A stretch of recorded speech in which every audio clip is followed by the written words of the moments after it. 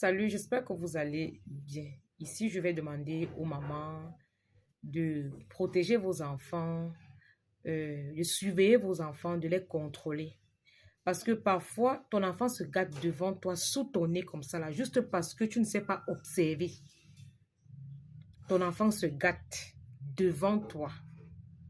J'ai consulté une dame la semaine passée, je crois qu'elle était venue avec sa fille de 17 ans. Quand je consulte la fille, là, je me rends compte qu'elle a un début de folie. Je dis à la maman, elle se met à m'expliquer les comportements que l'enfant a à la maison. L'enfant, elle est évasive, et elle est agressive, elle est parfois un peu hystérique. Et en plus de cela, lorsqu'elle commence à gratter sa tête, elle peut se blesser. J'ai dit que bon, moi, je vois un début de folie et je vois les dépôts au niveau du bas-ventre, tout ça, les couches de nuit. J'ai parlé tout un tas de choses. La maman s'est retrouvée. Je lui dis donc que ta fille que tu vois devant toi, c'est que si tu ne marches pas, c'est une grosse perte. C'est une grosse perte parce qu'on est en train de gâter ton enfant sous ton nez.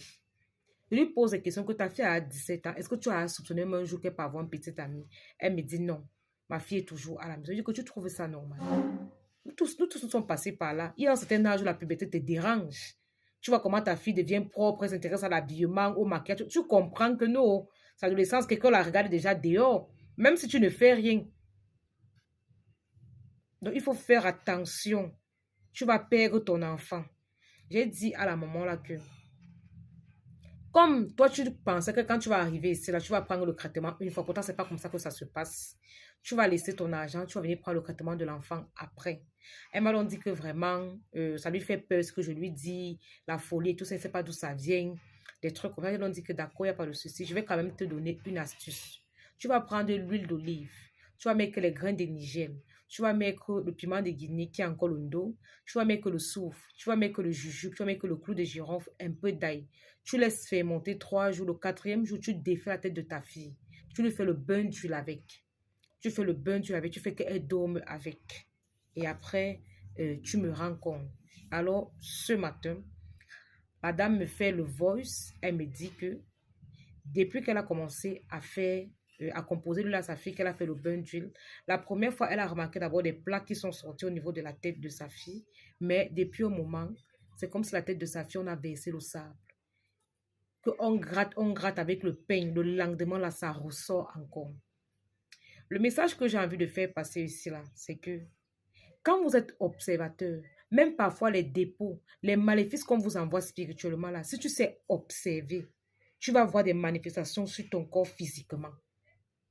Mais vous, parfois, on prend un maléfice, on jette sur la tête de ton enfant. Tu vas te rendre compte de ça après 15 ans.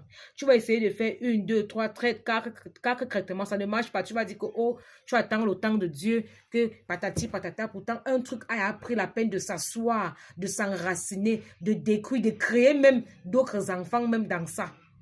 Faites très attention. C'est-à-dire, le blocage se développe, ça grandit. Faites attention. J'ai dit à la mère là, que si tu blagues, tu vas perdre ton enfant. C'est-à-dire, ton enfant sera comme si elle n'est pas là. Elle sera comme un pot de fer, elle ne va te servir à rien. Faites très attention. Faites vraiment attention. Apprenez à observer vos enfants. J'avais fait le témoignage d'une dame ici que elle regarde sa fille, elle ne sait pas si sa fille est belle ou sa fille est laide. Sa fille était même bizarre sous son nez, qu'elle ne sait pas ce qu'elle peut dire de son enfant. Mais dès qu'elle avait acheté le gel, elle a commencé à dire à sa fille que lave-toi avec. Elle a commencé à voir comment sa fille est jolie, attrayante. Elle a commencé à lui acheter les habits, à la ranger, tout ça. Faites attention. Quand on commence à vous gâter là, ce n'est pas à 50 ans qu'on commence ou à 40 ans. On commence à te gâter étant petit parce qu'on voit l'avenir. On ne te gâte pas pour maintenant. On te gâte pour plus tard. Faites attention.